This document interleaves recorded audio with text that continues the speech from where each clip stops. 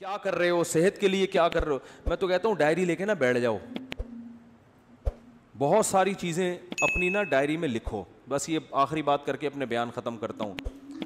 Diary لو, بیٹھ جاؤ, بولو میں نے دنیا میں کیا کیا کرنا ہے. یا ایسے ہی پہلے تو یہ تھوڑی دیر سوچو بیٹھ کے. اچھا یہ ایسے بیٹھو کہ کوئی پاس میں موجود نہ ہو. کنوارے لوگوں کے لیے تو بہت ہی آسان ہے یہ, شادی شدہ لوگوں کے لیے تھوڑا سا مشکل ہوگا, کیونکہ جب آپ بیٹھو گے نا ڈائری لے کر بیگم نہیں بیٹھنے نہیں دے گی. وہ کہے گی کیا ہو گیا, کیا کر رہے ہو, کیوں اکیلے, خیریت, بجھے سے لگ رہے ہو آج آپ, ٹھیک ہے نا. تو بیگم کو بھی ڈائری دے کے دوسرے کمرے میں بٹھا دو, بیگم تم بھی اپنا ایک ویژن بناؤ, میں نے دنیا میں کرنا کیا ہے. تو پہلے نا ڈائری لے کے تنہائی میں آپ بیٹھ جائیں, کوئی بھی نہ ہو, بالکل فریش ہو اس وقت, کسی چیز کی چاہت نہ ہو کہ پان کھانے کا دل چاہ رہا ہے, گٹکا کھانے کا, وہ گٹکے مٹکے پان سگریٹ سب فارغ ہو کے بیٹھو. کرو گے نہیں کرو گے, میں بتا دوں وقت سننے کے لیے تیار ہیں. ڈائری لے کے آپ بیٹھ جائیں اور پھر آپ کہیں یار میں نے دنیا میں کرنا کیا ہے. ایسے ہی جیسے میری زندگی گزر رہی ہے, ٹھیک ہے,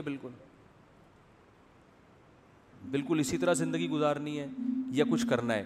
تو آپ کو بہت سارے شعبے نظر آئیں گے جس میں آپ کو سرسری غور سے معلوم ہوگا کہ یار ان شعبوں میں مجھے آگے بولو بھائی بڑھنا ہے. کچھ تو کامن چیزیں وہ میں جو سب کے لیے وہ میں بتا دیتا ہوں. کچھ چیزیں تو آپ کی پرسنل ہوں گی, یار میں نے یہ بھی کرنا ہے, وہ میں نہیں, وہ تو آپ خود سوچو گے. کچھ چیزیں تو ایسی ہیں جو دنیا میں ہر پاگل سے پاگل آدمی کہتا ہے کہ یہ تو سب نے کرنا ہی ہے. ان میں سب سے پہلی چیز ہے صحت. ویسے تو سب سے پہلی چیز ہے اسلام, اللہ کے لیے کیا کیا, لیکن میں صحت کو اس لیے پہلے نمبر پہ کہ اسلام پر عمل بھی صحت کے بغیر ممکن, کیونکہ جب بیمار ہو گئے نا تو وہ کچھ بھی نہیں کر سکو گے پھر. تو بیمار ہونے سے پہلے صحت کی حالت میں اتنا کچھ کر لو کہ بیمار ہونے کے بعد حسرت اور افسوس نہ رہے. اس لیے میں صحت کو پہلے رکھ رہا ہوں, ورنہ پہلے تو دین ہے نا. تو سب سے پہلے آپ لکھو کہ بھائی صحت کے حوالے سے میری مستقبل میں کیا پالیسی ہے. جس طرح سے پھوڑ رہا ہوں یہی پھوڑتا رہوں, جو مرضی دعوت پہ بلا لے چلا جاؤں, جتنے مرضی کوفتے کھلا دے کھا جاؤں. صبح پراٹھے پھوڑ رہا ہوں, صبح 11 بجے سو کے اٹھ رہا ہوں میں, ٹھیک ہے نا, اور پھر آفس لیٹ پہنچ رہا ہوں, اور پھر وہاں بھی وہ کیک رس چائے میں ڈبو کے کھا رہا ہوں, پھر شام کو سموسے بھی کھا رہا ہوں, پھر دوپہر بھی کھانا کھا لیا, پھر اس کے بعد سگریٹ بھی پی لی, پھر چائے بھی پھوڑ دی. اگر یہی بالکل مناسب ہے تو ٹھیک ہے, اور اگر یہ مناسب نہیں ہے تو مجھے اپنی صحت کے لیے اب کیا بولو نا کیا کرنا ہے.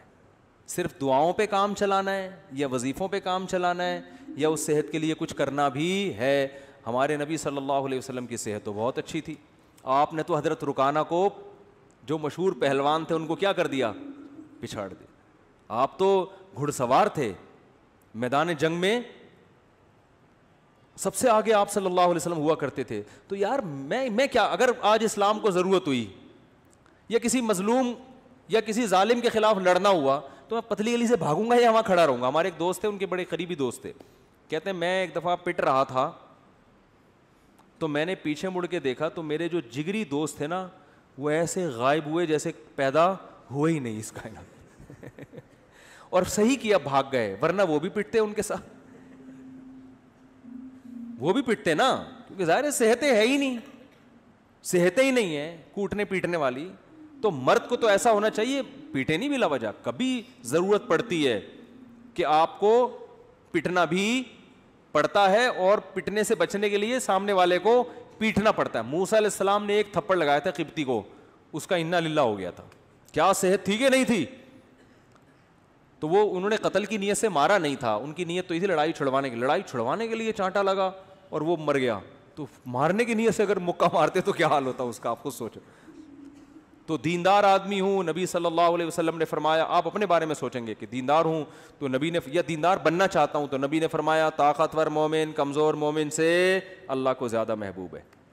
تو یار میں, صحت سے تو سارے کام ہوتے ہیں, صحت ہوگی تو نماز بھی ہوگی, روزہ بھی رکھا جائے گا, ماں باپ کی خدمت بھی ہوگی, بیوی بچوں کی خدمت بھی ہوگی.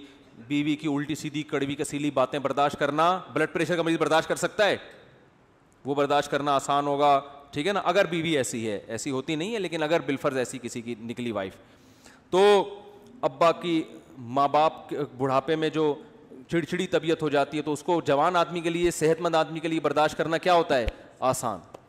تو یار میں نے اپنی صحت کے لیے کیا کیا, ایسے ہی چلتا رہوں گا یا کچھ کرنا ہے, تو ڈائری میں لکھو.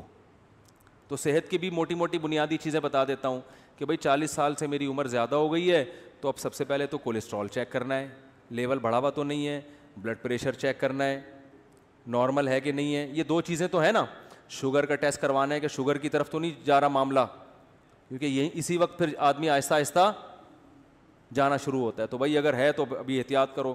یہ ساری 2-3 موٹے موٹے ٹیسٹ ہوتے ہیں, وہ ڈاکٹر بتا دے گا. نہیں بھی کرو ٹیسٹ تو چلو چھوڑو, ٹیسٹ نہ کراؤ. آپ یہ کہو کہ یار اس عمر کے بعد یہ ساری بیماریاں ہوتی ہیں کہ نہیں ہوتی ہیں, تو ان سب بیماریوں کا بیسک علاج کیا ہے, جتنا کھا رہے ہو اتنا یوٹیلائز کرو. جو کھا رہے ہو نا وہ نکال دو کسی طریقے سے. تو اس کا حل کیا ہے, جاگنگ, جم, یوٹیلائز کرنا ہے نا, اپنی انرجی کو خرچ کرنا ہے. تو یار میں کیا کر رہا ہوں, تو ڈائری میں لکھو کہ تیرے باپ کو بھی نا اب صحت کے حوالے سے کوئی الہ عمل, اصل میں تمیز سے اپنے آپ سے بات کرو گے آپ مانو گے نہیں, حقیقت ہے. اپنے آپ سے بھی اگر آپ تمیز سے بات کرو گے, ہمیں عادت ابے تبے کی پڑ چکی ہے. اپنی اولاد کو آپ محبت سے سمجھاؤ مان جاتی ہے بھائی. ایک وقت آتا ہے اس کو بھی ابے تبے سے, ابے تیرے کو انڈے لینے کے لیے بھیجا تو کیا اندھا ہے کیا بہرا ہے, سنتے جب اس طرح سے پھر ایک وقت آتا ہے بولنا پڑتا ہے نا. امپلائز کو لوگ اسی طرح بول رہے ہوتے ہیں نا. تو آپ نے اپنے آپ سے ابے تبے سے بات کرنی ہے کہ بھائی تو ایسے ہی چلتا رہے گا یا انسان کا بچہ بننے کا تیرا پروگرام ہے کہ نہیں. تو بننے کا پروگرام ہے تو آج سے تھوڑا خوراک کا شیڈول کیا کرنا ہے, ایکسرسائز کرنی ہے, صبح اٹھ کے جاگنگ کرنی ہے, کبھی کبھار جم بھی جانا ہے, اور رات کو جلدی سونا ہے. رات کو دیر سے سونے والوں کو شوگر بہت جلدی حملہ کرتی ہے, ڈپریشن میں جاتے ہیں. رات کو جلدی سونے کا کیا, یہ جو ہے نا عشاء کی نماز کے بعد موبائل اب بند, یہ لاک کر کے لاکر میں رکھ دینا ہے اس کو. عشاء کے بعد موبائل ہاتھ میں نہیں آئے گا. وہ ہر ایک کی اپنی الگ ترتیب ہو سکتی ہے, میں تو مثالیں دے رہا ہوں. آپ عشاء نہیں تو 9 بجے کر لو, 10 بجے کر لو, 11 بجے کر لو, کوئی ٹائم تو یہ تو نہیں کہ ساری رات بیٹھا ہوا ہے موبائل پہ, تو پھر تو قبر میں لے جائے گا یہ موبائل تھوڑے دنوں میں. آنکھیں الگ خراب ہوں گی, دماغ الگ خراب ہوگا, اس کی ریس سے جو کچھ ہو رہا ہے سب کو پتہ ہے کیا ہو رہا ہے. تو سوچنا ہے میرے بھائی, سوچنا ہے. پھر آپ نے یہ سوچنا ہے کہ یار عبادت کے حوالے سے کیا کرنا ہے. نماز, اپنے آپ کو نمازی بنانا ہی ہے, بنانا بھی ہے کہ صرف بیانات ہی سنتے رہنا ہے ساری زندگی, اب کچھ عمل بھی کرنا ہے کہ نہیں کرنا. تو اسلام میں سب سے پہلے کیا ہے, بولو نا بھائی, نماز ہے. یار تکبیر اولا کا پابند بنانا ہے, تو یار پابندی ہو نہیں رہی, سستی ہوتی ہے, تو بھائی پینلٹی لگاؤ اپنے اوپر. لکھو کہ ایک نماز ضائع ہو گئی تو اتنے روپے صدقہ کروں گا, پینلٹی لگاؤ اپنے اوپر. کچھ تو ہلو تو ٹھیک ہے نا, کچھ تو کرو بھائی, ایسے ہی تھوڑی چلنا ہے کہ یار پینلٹی لگاؤں گا, فجر قضا ہو گئی تو اتنے روپے صدقہ کروں گا, ظہر قضا ہو گئی تو اتنے روپے. اس طرح آہستہ آہستہ پھر جو ہے نماز کے علاوہ پھر کوئی کسی میں کوئی اخلاقی برائی ہے خدا نخواستہ, کوئی بد نظری کی عادت ہے, یہ کوئی اور برائی ہے, تو یار یہ برائی چھوڑنی ہے. سگریٹ کی عادت ہے, گٹکے کی عادت ہے, ابے کیا ساری زندگی سگریٹ پیتا رہے گا؟ دیکھا نہیں ہے ہر ڈبے پہ لکھا ہوتا ہے خبردار سگریٹ نوشی صحت کے لیے مضر ہے. ہر ڈبے پہ لکھا ہوتا ہے. تو کیا اندھا ہے, تجھے نظر نہیں آ رہی ہے؟ نہیں بھائی, نفس کہے گا یار میں نہیں چھوڑ سکتا, یار میں تو ایک دن نہ ملے میرے تو پاگل ہو جاتا ہوں. تو یار کسی ڈاکٹر سے رابطہ کرتے ہیں کہ ڈاکٹر صاحب میں سگریٹ چھوڑنا چاہتا ہوں, کوئی حل ہے, کوئی آسان طریقہ ہے, کسی سے مشورہ کروں, کوئی گائیڈنس لوں, ہلے تو نا, ہمت تو کرے. بہت سے ڈاکٹرز ہیں جو آپ سے سگریٹ چھڑوا دیں گے, اس کے علاج ہے, وہ آپ کو طریقہ بتائیں گے, کچھ ہمت کرنی پڑے گی. تو آہستہ آہستہ کیا ہوگا, پھر اسی طرح اپنے اس ویژن میں آپ نے کتابوں کا مطالعہ, یار اپنی نالج کو بھی کیا کرنا ہے, بڑھانا ہے. انسان کی پہچان علم سے ہوتی ہے کہ نہیں ہوتی؟ عزت علم سے ہوتی ہے. نالجیبل آدمی ہر جگہ عزت ہوتی ہے, یار اس کے پاس نالج ہے, معلومات ہیں. ڈاکٹر ذاکر نائک کو لوگ کیوں سلام کرتے ہیں؟ نالج ہے یار, حوالے ہیں. کوئی ہسٹری میں ماہر ہوتا ہے, کوئی قرآن و سنت میں ماہر ہوتا ہے, کوئی میڈیکل سائنس میں ماہر ہوتا ہے. تو بھائی اب ڈاکٹر تو ظاہر ہے جو بننا تھا وہ بن گیا, اب آپ نے کچھ کامن نالج ہے جو سب کو سیکھنا ضروری ہے. ہسٹری کے بارے میں سب کو معلومات ہونی چاہیے کہ نہیں ہونی چاہیے؟ تو یار چلو اسلامک ہسٹری پہ کتابیں پڑھنی ہے, سب سے پہلے سیرت ہے اس میں, تو آپ نے کیا کرنی ہے, کتابوں کی لسٹ بنا لینی ہے. یہ کتابیں میں نے اپنی زندگی میں 2 سال کے اندر بولو بھائی مکمل کرنی ہے. اور شروع کہاں سے کرنا ہے؟ سیرت سے. یار مفتی صاحب سے مشورہ لینا ہے, کہ سیرت پر سب سے بہتر کتاب کون سی ہے. جب سیرت کی کتاب ختم ہو جائے گی تو پھر اسلامی تاریخ پڑھوں گا, ٹھیک ہے نا, پوری جب تک تاریخ ختم نہیں ہوتی چین سے نہیں بیٹھوں گا. کچھ نہ کچھ تو اپنا شیڈول دیکھنا ہے یا بھائی کہ کتنے کتاب کے صفحے روزانہ میں نے مطالعہ کرنے ہیں. سیرت کی کتاب خرید کے لے آئے, بھائی روزانہ ٹائم نکال کے اس کے 10 صفحے تو پڑھنے ہی پڑھنے ہیں. تو کچھ تو 10 نہیں تو 5 پڑھنے ہیں. پھر قرآن کی تلاوت, قرآن پورے سال گزر جاتا ہے, قرآن اٹھانے کی توفیق نہیں ملتی. روزانہ بھائی ایک پارہ تلاوت کرنا ہے, آدھا کرنا ہے. تو میں نہیں کہہ رہا کہ ایک ہی دن میں آپ بہت بڑے ولی اللہ بن جاؤ گے اور آپ ڈائری لے کے بیٹھے اور آپ کی میں انقلاب آ گیا اور آپ اگلے دن سے مطالعہ شروع ہو گیا اور صحت ہٹو بچوں, کولیسٹرول لیول ایک دم, پیٹ ویٹ توند الگ, بالکل فٹنس, اور ایسی کمر ایسی پتلی ہو گئی کہ CID والے بھی تلاش کر رہے ہیں تو ان کو کمر نظر نہیں آ رہی. ایک دن میں نہیں ہو جائے گا, لیکن جب اس طرح سے بیٹھنا سیکھو گے نا تو 1 دن 2 دن 3-4 دن تو صرف خواری کے علاوہ کچھ بھی حاصل نہیں ہوگا. ڈائری ڈھونڈنے میں ہی 1 دن تو گزر جائے گا, ٹھیک ہے. دوسرا دن پین کہاں گیا اس میں گزرے گا. تیسرا دن وہ پین رگڑ کے دیکھنے چل ہی نہیں رہا کم بخت. چوتھے دن جا کے کہیں پین آئے گا. 5ویں دن کوئی جگہ ملے گی. 6ٹھے دن بیگم آپ کو اجازت دے دی کہ چلو اس کمرے میں بیٹھ جاؤ, ٹھیک ہے نا. اور پھر 7ویں دن, یہ 6ٹھے دن بیٹھ جاؤ گے, لیکن آپ سوچو گے یار مفتی صاحب نے کیا کہا تھا, کیا کرنا ہے. 7ویں دن جا کے تھوڑا بہت سمجھ میں آئے گا کہ چلو 2 چھوارے رات کو پانی میں بھگونے ہیں یا انجیر رات کو بھگونے, کم از کم پہلے قبض تو ختم کرو نا بھائی. ہو سکتا ہے قبض سے شروع ہو آپ کی صحت, یار میں تو 6 مہینے سے مجھے تو قضاء حاجت نہیں ہوئی ہے, تو پہلے قبض تو ختم کرو. اس کے لیے سنا ہے کوئی نیٹ پہ سرچ کرتے ہیں یار کوئی انجیر سنا ہے, ہو سکتا ہے 1 مہینے کے بعد 2 انجیر آپ کھاؤ رات کو, بس یہ امپروومنٹ ہو. لیکن کچھ تو ہوئی نا. ابے 1 سال 2 سال 3 سال 5 سال میں جا کے تو کچھ انسان کا بچہ بنے گا معذرت کے ساتھ. لیکن جو اسٹائل ہمارا ہے نا ابھی, اس میں 100 سال بھی گزر جائیں گے, اس میں کوئی انسان کا بچہ نہیں بنے گا. جہاں ہو وہیں کے وہیں رہو گے اور مر جاؤ گے تھوڑے دنوں میں. سب مریں گے لیکن کچھ کر کے نہیں, بغیر کیے مر جائیں گے. وہی ہوگا ایک دن جنازہ اٹھائیں گے, مرحوم بہت اچھے تھے, بس پیٹ تھوڑا مرحوم کا نکل گیا تھا اور موت کی وجہ یہ بنی کہ اس دن تھوڑا سا پراٹھے زیادہ کھا لیے تھے حضرت نے, اور ڈاکٹر نے منع بھی کیا تھا, شوگر تھی, 6 لڈو کھائے تھے میرے سامنے. بس موت تو آنی ہے ایک دن, اللہ تعالیٰ مغفرت فرمائے مرحوم کی. باقی بچوں کا کیا ہوگا, ان کے لیے کچھ بنایا نہیں, بچے تو رول رہے ہیں بیچارے, بد دعائیں دے رہے ہیں ابا کو, ابا پیدا ہی نہ کرتے, اچھا تھا کس حال میں چھوڑ کے گئے ہو, ٹھیک ہے نا. تو کچھ کرنا پڑے گا میرے بھائی. میں نے جو بات جہاں سے شروع کی تھی وہاں ختم کرتا ہوں کہ فطرت سے جب بغاوت کرو گے تو فطرت معاف بولو نہیں کرے گی.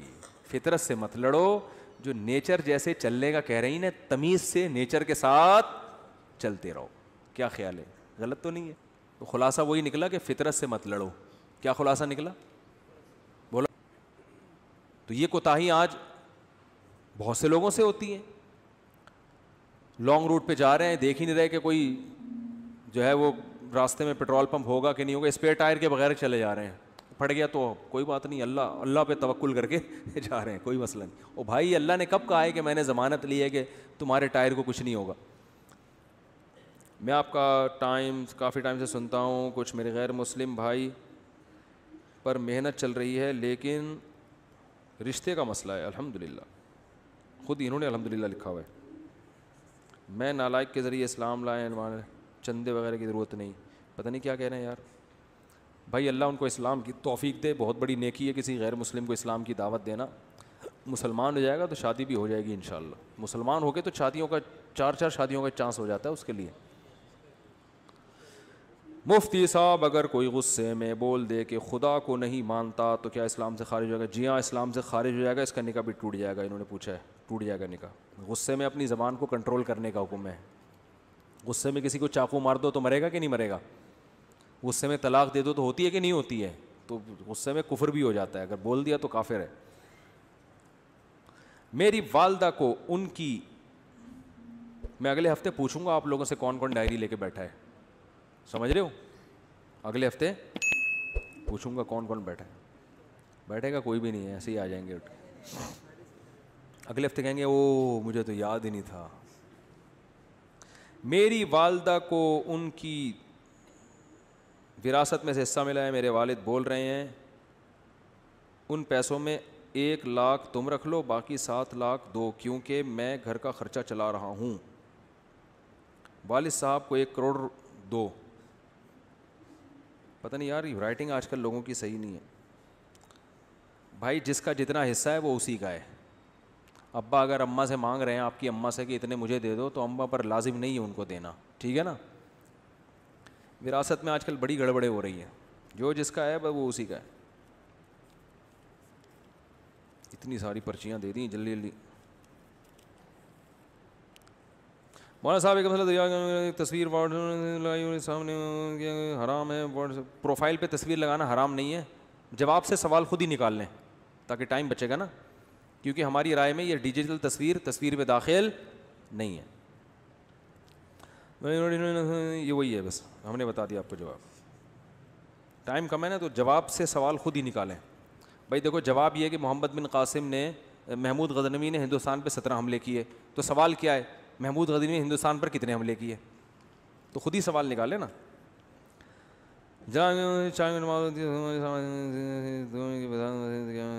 نئی مسجد میں دوسری جماعت ہماری رائے میں ٹھیک نہیں ہے. کمپنی میں نماز پڑھنا جائز ہے, ہاں کمپنی میں پڑھ سکتے ہیں. مفتی صاحب ہماری کمپنی میں ایک, ابے بھائی یہ فرقہ وارانہ سوال نہ پوچھا کرو یار.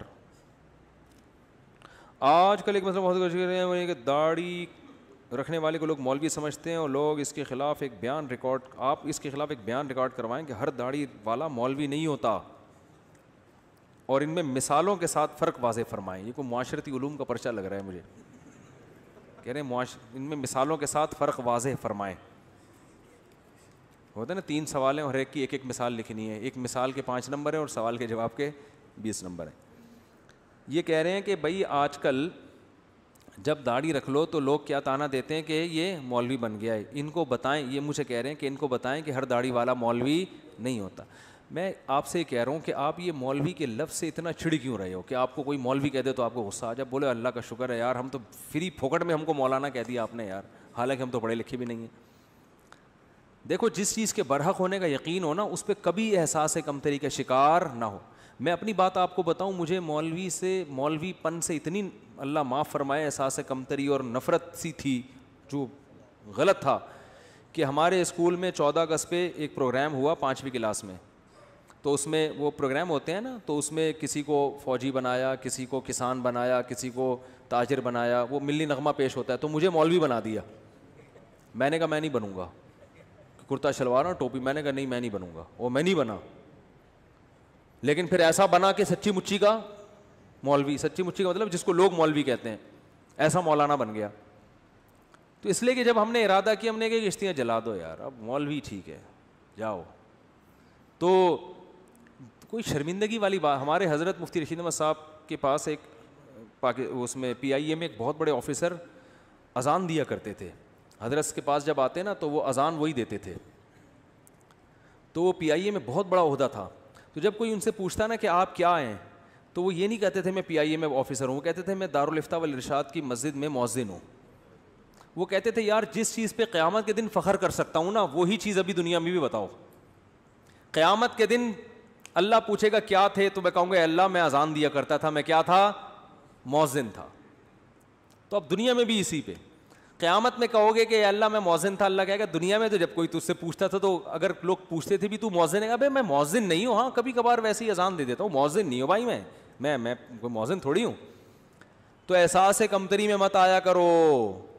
میں اپنا ایک واقعہ بتاتا ہوں نا, میں ٹرین میں جا رہا تھا, بہت پرانی بات ہے, نماز کا ٹائم ہوا. شرعی حکم یہ ہے کہ ٹرین اگر جنگل میں ہے جہاں کہیں دور دور بھی اذان نہیں ہو رہی, تو آپ جب فرض نماز پڑھیں گے تو سنت ہے کہ اذان کہیں پہلے. اور ہم نئے نئے کالج سے نکل کے آئے تھے, مجھے اذان کہتے ہوئے شرم بہت آ رہی تھی, اور وہ بھی فجر کی اذان, سارے ٹرین میں پڑے ہوئے سو رہے ہیں. اب مجھے شرم آ رہی تھی یار, میں اذان کہوں گا لوگ بولیں گے تو بالکل ہی پروفیشنل مولوی نکلا یار. ہمارے تو خیالات کچھ اور تھے, نماز تو ہم پڑھتے تھے بچپن سے ہی, لیکن مولانا بننے کا کوئی پروگرام نہیں تھا. اب مجھے شرم آ رہی تھی یار, اذان دو تو یہ بولیں گے یار یہ ملا یہ تو پورا ملا ہے.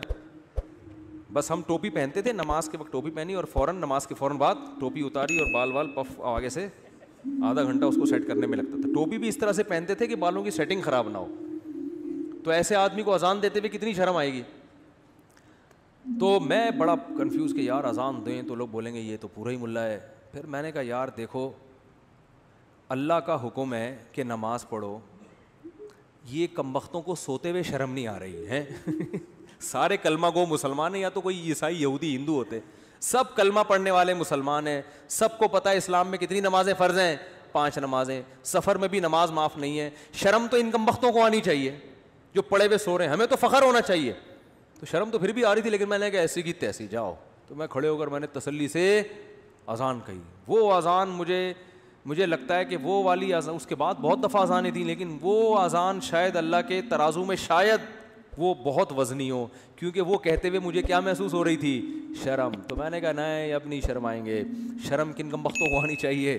میں نے کہا اب کوئی رضائی سے جھانکے گا بھی نہیں یوں کر کے, میں بولوں گا وہ شرم نہیں آتی تجھے. تو کانفیڈنس پیدا کرو, جو چیز برحق ہے نا, ٹھیک ہے آپ مولوی نہیں ہو, لیکن اگر کوئی کہہ دے مولوی تو بولے ہاں ہے. ہمارے ایک دوست تھے, دیکھو ہم نے ساری وہ بچپن میں جو ہے نا دوستیاں یاریاں بنٹے کنچے سب کھیل کود ہم نے کیے ہیں. تو ہمارے ایک دوست تھے, ہم جب دوستوں کی گیدرنگ ہوتی تھی نا, تو آپ کو پتہ ہے دوستوں میں چھیڑ چھاڑی بہت ہوتی ہے آج کراچی کے لڑکوں میں, خاص لاہور میں تو خود بہت ہی زیادہ ہی ہے, جگت بازیاں کراچی میں بھی ہیں لیکن لاہور کا مقابلہ نہیں کر سکتے ہم لوگ. تو وہ کیا ہوتا تھا, ایک دوسرے کو تنگ کرنا, نا ابے تو یہ ابے تو یہ, اس طرح کی چیزیں ہوتی تھیں. تو ہمارا ایک دوست تھا نا, اس کو جب کوئی مذاق اڑاتا نا, وہ کہتا ہاں بالکل ایسے ہی ہے. اس کو ہم کہتے تھے ابے تیرا تو دماغ ہی نہیں کہہ رہا, میں تو بالکل ہی پاگل ہوں, تمہیں کس نے کہا میرا دماغ ہے. تو وہ اتنا زیادہ کہ وہ اگلا ہی شرمندہ ہو جاتا تھا.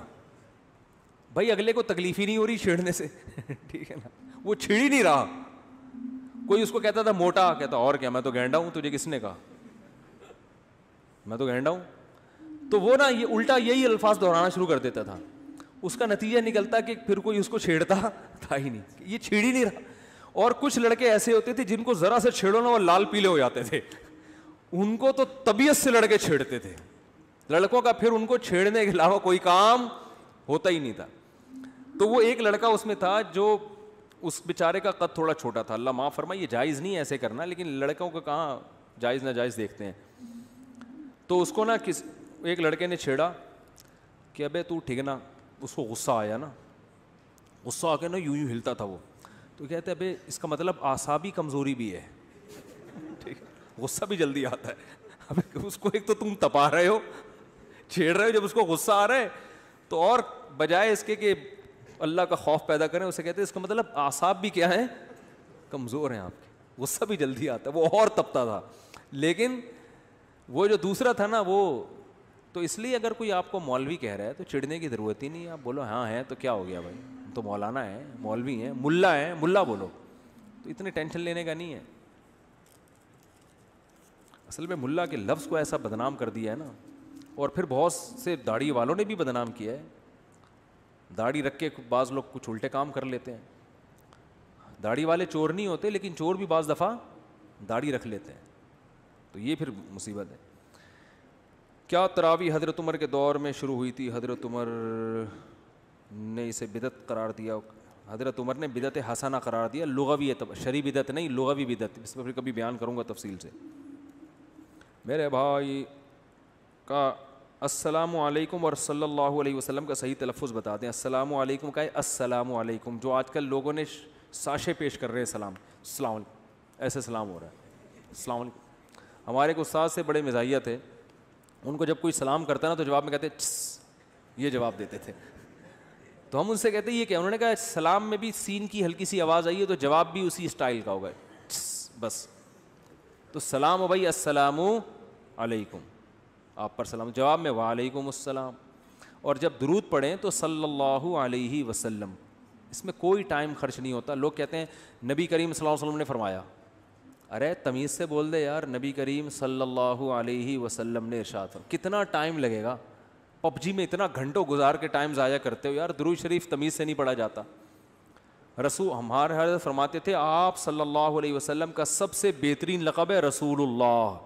میں اکثر بیان میں دیکھتا ہوں, وہ بولتا ہوں رسول اللہ صلی اللہ علیہ وسلم نے فرمایا, کیونکہ نبی کا جو ہے نا اس سے بہتر کوئی عہدہ ہے نہیں کہ آپ اللہ کے کیا ہیں, رسول ہیں, اللہ کے نمائندے. تو سب سے پیارا لفظ کیا ہے, رسول اللہ صلی اللہ علیہ وسلم. تو تمیز سے بولا کریں, شارٹ کٹ نہ مارے کریں رسول اللہ آپ نے فرمایا, یوں بول رہے ہوتے ہیں لوگ. جیسے میں سوال پڑھتا ہوں نا ایسے لوگ درود پڑھتے ہیں.